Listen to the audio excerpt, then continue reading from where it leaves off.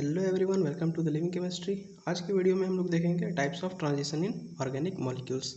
तो अगर आपने अभी तक चैनल को सब्सक्राइब नहीं किया तो प्लीज़ सब्सक्राइब कर दीजिए और वीडियो को स्टार्ट करते हैं।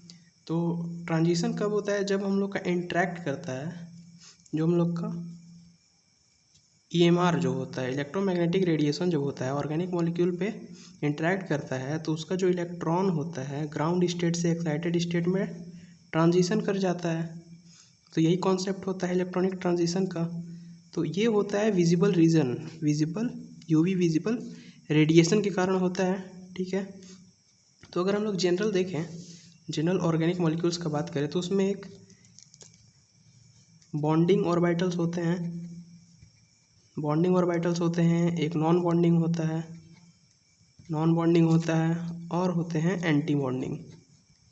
तो इसमें लोग देख रहे हैं सिग्मा, पाई, नॉन बॉन्डेड, फिर पाई स्टार, सिग्मा स्टार। तो यहाँ पे ट्रांजिशन होते हैं। अगर हम लोग बात करें तो यहाँ पे 6 ट्रांजिशन पॉसिबल है। एक सिग्मा टू सिग्मा स्टार, ये हम लोग देख सकते हैं, सिग्मा टू सिग्मा स्टार जा सकता है, फिर सिग्मा टू पाई जा सकता है, फिर पाई टू पाई से फिर पाई, फिर यहाँ पे पाई से सिग्मा स्टार, फिर नॉन बॉन्डिंग से सिग्मा स्टार, फिर नॉन बॉन्डिंग से पाई स्टार। इतना मतलब पॉसिबल हो सकते हैं। लेकिन क्या होते हैं इसमें से दो जो ट्रांजिशन होते हैं, सिग्मा टू पाई स्टार और पाई टू सिग्मा स्टार, ये दोनों डिसअलाउड होते हैं। मतलब ये वाला ट्रांजिशन नहीं होता है। क्यों नहीं होता है? क्योंकि उसी ऑर्बिटल्स में ट्रांजिशन होता है जिसकी सिमेट्री क्या होती है, डिफरेंट होती है।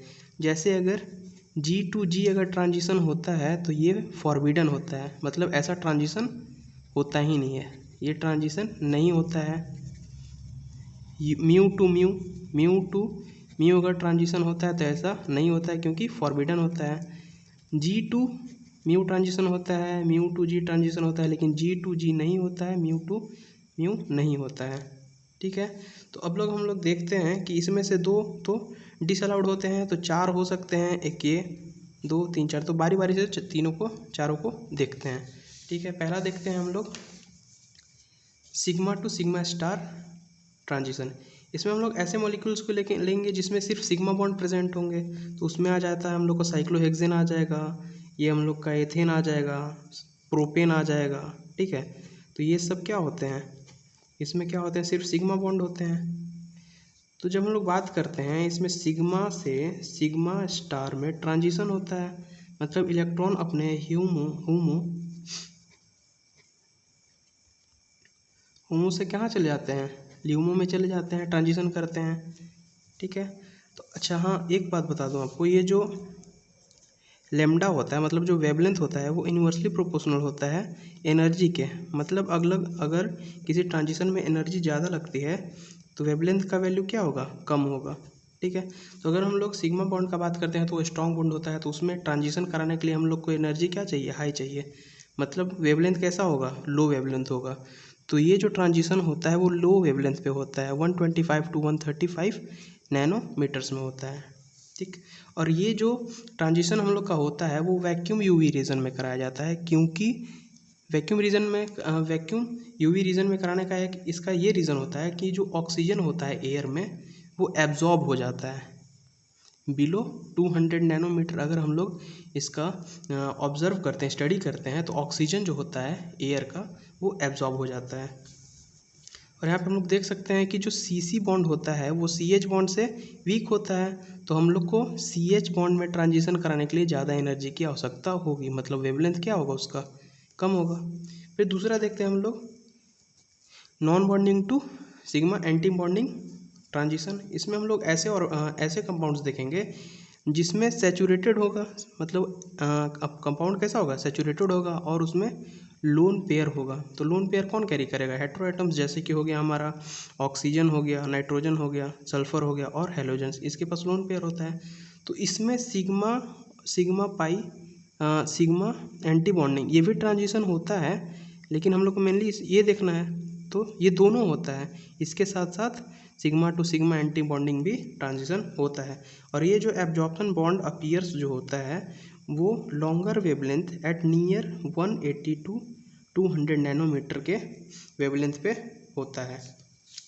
फिर इसके बाद देखते हैं कि इसमें जैसे हम लोग का आ जाएगा एथेनॉल आ जाएगा, एथेन एमीन आ जाएगा, ठीक है, ईथर आ जाएगा। इसमें क्या है, हेट्रोएटम है, ऑक्सीजन जिसके पास लोन पेयर है, यहाँ पे नाइट्रोजन है जिसके पास लोन पेयर है, ठीक है। तो इसका नॉन बॉन्डिंग में क्या है, लोन पेयर है। इससे क्या होगा, लोन पेयर से यहाँ से नॉन बॉन्डिंग से कहाँ होगा, सिग्मा स्टार में ट्रांजिशन होगा, इसको जब हम लोग रेडिएशन देंगे तो। और अगर हम लोग देखें तो इसमें एथेन से कम एनर्जी की आवश्यकता होती है, मतलब अगर एनर्जी कम हो रहा है तो वेवलेंथ क्या होगा, वेवलेंथ बढ़ेगा। तो देख सकते हैं हम लोग कि यहाँ पे अगर बात करें हम लोग ट्राई मेथिल एमीन का, तो लेमडा मैक्स 227 नैनोमीटर होता है, जो कि हम लोग का ट्रांजिशन कराता है non bonding to sigma star. And sigma to sigma star transition के लिए कितना होता है, 99 नैनोमीटर की आवश्यकता होती है। मतलब एनर्जी क्या हो गया यहाँ पे, अगर sigma to sigma anti bonding transition कराना होगा तो एनर्जी ज़्यादा होगा, और अगर non bonding to sigma star में कराना होगा तो एनर्जी कम चाहिए होगा। देख सकते हैं हम लोग अगर बात करते हैं एल्किल हैलाइड में बात करते हैं तो उसमें क्या होता है, लोन पेयर होता है, इलेक्ट्रोनेगेटिव भी होते हैं। तो इलेक्ट्रोनेगेटिविटी इसमें मैटर करता है। जैसे कि अगर हम लोग एग्जांपल ले लें CH3Cl का, तो इसमें ट्रांजिशन कराने के लिए 173 नैनोमीटर की आवश्यकता होती है। अगर वहीं बात करें हम लोग CH3I की, तो उसमें 259 नैनोमीटर की आवश्यकता होती है। मतलब क्लोरीन और आयोडीन का बात करें तो इलेक्ट्रोनेगेटिविटी इसका ज़्यादा होता है, मतलब ट्रांजिशन इसमें कम होगा, और ट्रांजिशन इसमें कम होगा तो एनर्जी ज़्यादा देना पड़ेगा ट्रांजिशन के लिए, और जस्ट उसका उल्टा क्या हो जाएगा, आयोडीन में क्या होगा, इलेक्ट्रोनेगेटिविटी क्लोरीन से कम है तो एनर्जी कम देना पड़ेगा। लोग देख सकते हैं यहाँ पे 259 और यहाँ पे 173 नैनोमीटर की आवश्यकता होती है, ठीक है। थर्ड ट्रांजिशन हम लोग देखते हैं pi to pi anti bonding transition. इसमें क्या होता है, ये जो ऐसे कंपाउंड्स में होते हैं जो अनसैचुरेटेड सेंटर प्रेजेंट होते हैं, जैसे कि उन लोग का हो जाएगा एल्किन्स हो जाएगा, कार्बोनाइल्स कंपाउंड्स हो जाएगा, एंड एरोमेटिक्स हो जाएगा। जैसे कि देख सकते हैं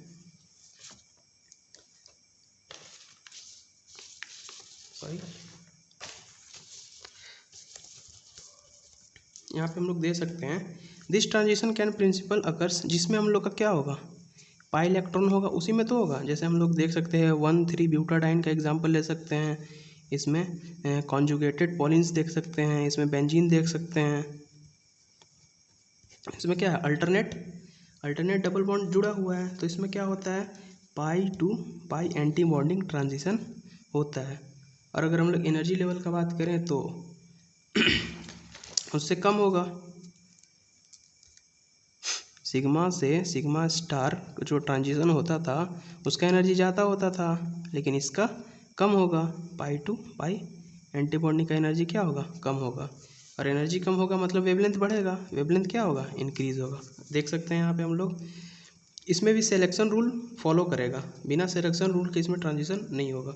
द स्पेक्ट्रम ऑफ एथिलीन का अगर हम लोग बात कर रहे हैं, एथिलीन, ठीक है, एथिलीन का अगर हम लोग बात करें तो इसमें इंटेंस मतलब गाढ़ा अगर बोल सकते हैं हम लोग, हाई, ठीक है, हाई बैंड मिलता है किसमें, 174 नैनोमीटर्स में, एंड वीक बैंड मिलता है 200 due to pi star transition. मतलब यहाँ पे वेवलेंथ, अगर हम लोग एनर्जी उसको वेवलेंथ बढ़ रहा है मतलब एनर्जी कम दे रहे हैं तो ट्रांजिशन कम होगा, और बैंड कैसा मिलेगा, वीक बैंड मिलेगा। और यहाँ पे एनर्जी बढ़ा देंगे, एनर्जी अगर बढ़ा देंगे तो क्या होगा, हम लोग को इंटेंस बैंड मिलेगा, ठीक है।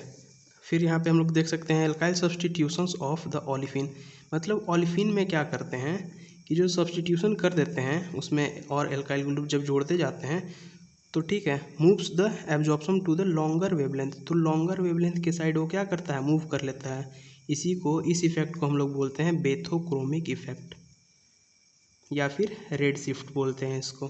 बेथोक्रोमिक effect is progressive as number of alkyl groups increases, मतलब जैसे कि हम लोग देख सकते हैं कि अगर हम लोग यहाँ पे क्या करते हैं, यहाँ पे H के जगह पे कोई और ग्रुप जोड़ देते हैं, मेथाइल ग्रुप यहाँ पे जोड़ देते हैं, तो क्या होगा, बेथोक्रोमिक इफेक्ट और बढ़ेगा, बेथोक्रोमिक इफेक्ट क्या हो जाएगा, बढ़ जाएगा। जैसे जैसे एल्काइल ग्रुप आके जुड़ते रहेंगे बेथोक्रोमिक इफेक्ट बढ़ते रहेगा। Absorption band appears at 200 to 260 nanometers. तो इसमें एब्जॉर्प्शन बैंड कितने में मिलता है, 200 to 260 नैनोमीटर्स में मिलता है। फिर देखते हैं फोर्थ ट्रांजिशन जो हम लोग के पास आता है, non bonding to pi anti bonding transition. इसमें क्या होगा कि नॉन बॉन्डिंग से पाई एंटी बॉन्डिंग में यहाँ पे ट्रांजिशन होगा।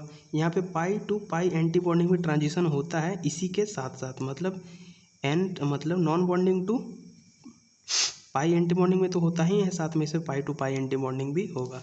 ये ऐसे मॉलिक्यूल्स में होता है जिसमें अनसैचुरेटेड मॉलिक्यूल्स प्रेजेंट हो और उसमें हेटेरो एटम्स भी प्रेजेंट होता है, जैसे कि ऑक्सीजन, नाइट्रोजन और सल्फर। हम लोग एग्जांपल में देख सकते हैं, यहाँ पे कीटोन लिए हैं,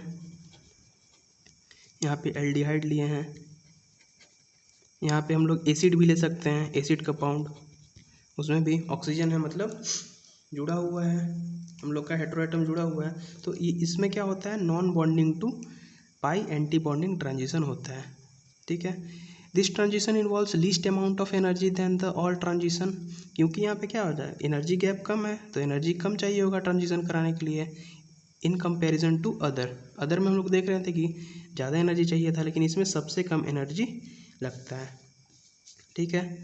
saturated ketones exhibit lower energy forbidden transition around 280 nanometer. हम लोग अगर एल्डिहाइड एंड कीटोन्स का बात करते हैं, the band due to N2 मतलब non bonding to pi anti bonding transition occurs at range of 270 से 300 नैनोमीटर में होता है। सैचुरेटेड एल्डिहाइड्स का जब हम लोग बात करते हैं, सैचुरेटेड एल्डिहाइड्स एंड कीटोन का बात करते हैं, तो उसमें जो लो इंटेंसिटी मिलती है वो 285 नैनोमीटर के अराउंड मिलती है। किसके कारण, non bonding to pi anti bonding transition के कारण। And an absorption of high intensity कब मिलेगा, जब एनर्जी ज़्यादा होगा। तो एनर्जी ज़्यादा होगा तो लेमडा क्या होगा, लेमडा मैक्स घटेगा। तो यहाँ पे देख सकते हैं 180 नैनोमीटर पे हम लोग को हाई इंटेंसिटी का बैंड मिलता है। अगर हम लोग बात करें कि एनर्जी गैप किसका ज़्यादा है, मतलब किसके ट्रांजिशन में ज़्यादा एनर्जी की आवश्यकता होती है, तो हम लोग को मिलेगा कि सिग्मा स्टार ट्रांजिशन में सबसे ज़्यादा एनर्जी की आवश्यकता होती है। फिर होता है पाई टू पाई स्टार में, फिर उससे कम एनर्जी चाहिए होता है हम लोग को NB टू सिग्मा स्टार में, और सबसे कम एनर्जी चाहिए होता है NB टू पाई स्टार में।